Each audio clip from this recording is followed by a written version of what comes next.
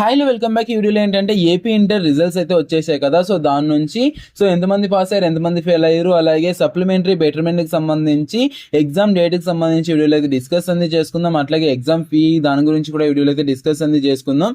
అలాగే మీకైతే రీకౌంటింగ్ రీవెరిఫికేషన్కి సంబంధించి నెక్స్ట్ వీడియో అనేది చేస్తున్నాం. దానిలో అయితే క్లియర్గా డిస్కస్ అనేది చేసుకుందాం.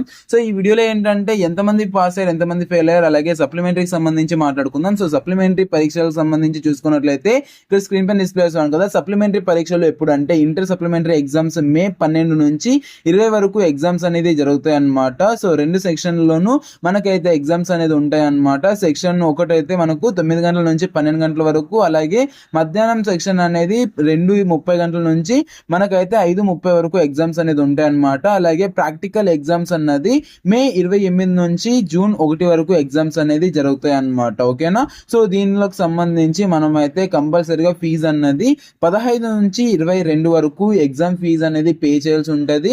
సో ఎగ్జామ్ ఫీజు అనేది ఎవరన్నా పే చేయకున్నట్లయితే మస్ట్ అండ్ షుడ్ ఈ యొక్క 22 లోపల అయితే మీరైతే పే అనేది చేయండి. అండ్ ఈ యొక్క సప్లిమెంటరీ బెటర్మెంట్ కి సంబంధించి క్లాసెస్ అనేది కండక్ట్ చేయాలా వద్దనేది తప్పకుండా కామెంట్ సెక్షన్ లో కామెంట్ చేయండి.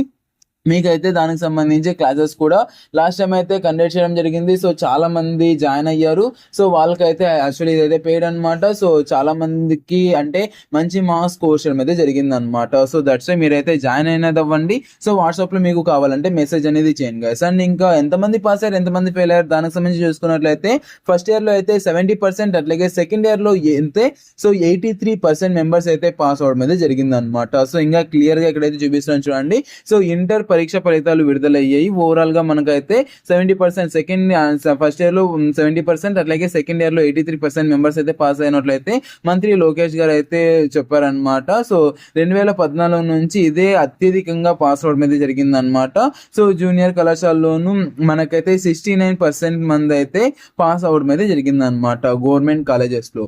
అండ్ ఇంకా మీకు క్లియర్ గా చెప్తున్నాను చూడండి. ఫస్ట్ ఇయర్ లోను 47% మెంబర్స్ అయితే పాస్ అవడం అయితే జరిగింది. ఇది శతాబ్దాల్లో నుంచి ఇదైతే అత్యధికం అనేసి ఇక్కడైతే చెప్తున్నారు. బట్ మీరు ఏమంటారు కదా దీనికి సంబంధించి కామెంట్ సెక్షన్ లో తప్పకుండా కామెంట్ చేయండి. బట్ ఇదైతే చాలా వెరీ వెరీ గుడ్ న్యూస్ అనమాట. 70% అట్లాగే 83% మెంబర్స్ అయితే పాస్ అయ్యారు. సో మీరైతే పాస్ అయ్యారా లేదా అనేది తప్పకుండా కామెంట్ సెక్షన్ లో కామెంట్ చేయండి గైస్. వీడియో అయితే అంతే. Thank you so much watching. Have great day. Signing off from junior education. And me friends కి అయితే షేర్ చేసి మన ఛానల్ ని సబ్స్క్రైబ్ అనేది చేసుకోండి. అండ్ సప్లిమెంటరీకి సంబంధించి ప్రతి ఒక్క అప్డేట్ అనేది ఇస్తాను అనమాట. థ్యాంక్ యూ అండ్ జై Hind. Have a great day.